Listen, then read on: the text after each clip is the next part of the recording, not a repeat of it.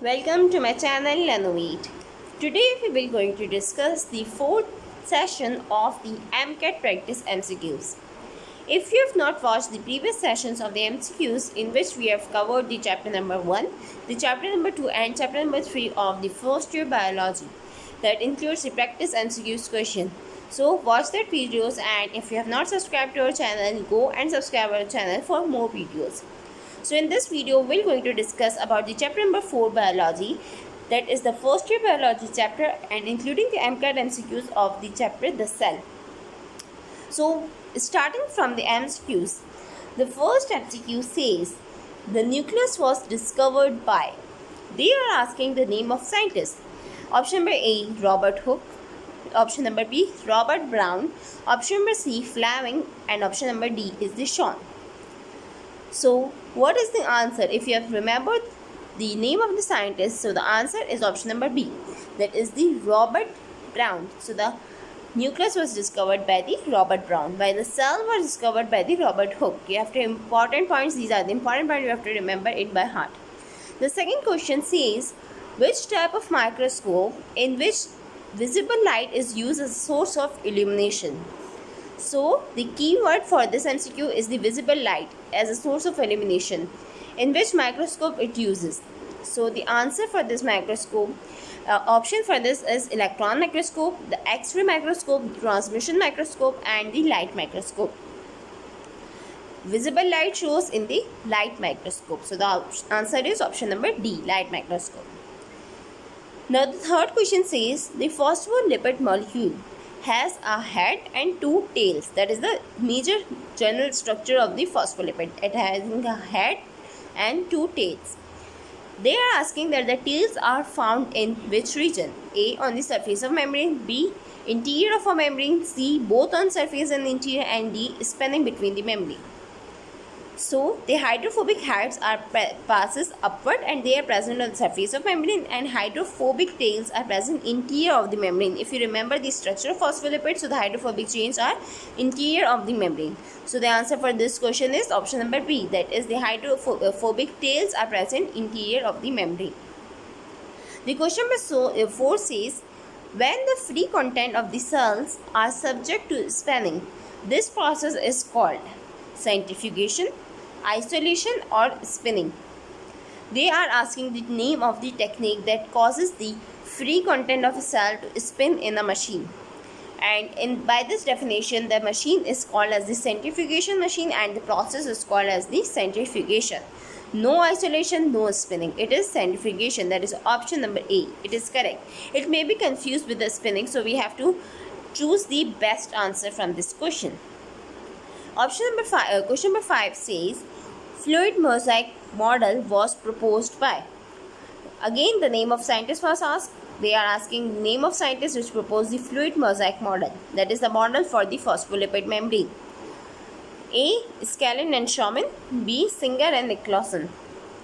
So the answer for the question number 5 is B. That is the Singer and Nicholson that proposed the model of fluid mosaic.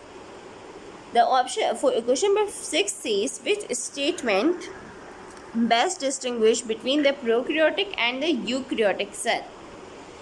The prokaryotic cells and the eukaryotic cells difference are very much important regarding this chapter, the cell, because they are asking the difference very much times.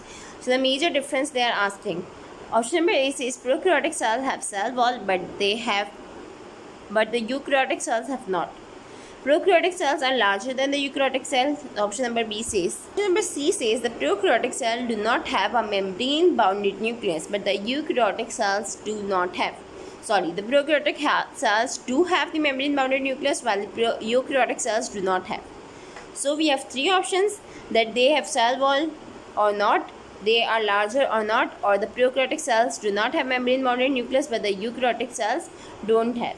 So the option number C is correct. That is the prokaryotic cells do not have the membrane bounded nucleus, but the eukaryotic cells, that is the human cells having the eukaryotic cells having a double membrane bounded nucleus. If you study the chapter, it has the integral character properties of all the organelles of the cell, including the nucleus, lysosome, cytoplasmic, endoplasmic reticulum, cytoplasm, and all other organelles. So you have to remember the important features of all organelles and also the difference between the prokaryotic and the eukaryotic cell. The question number 7 says, lysosome function in A. Protein digestion, protein synthesis, B. Processing and packaging, C. Intracellular digestion, and D is the lipid synthesis. So the answer for this question is, if you know the function of lysosome, they are called as the digestive vesicles or digestive vacuoles, because they are important functions the intracellular digestion. That is the option number C.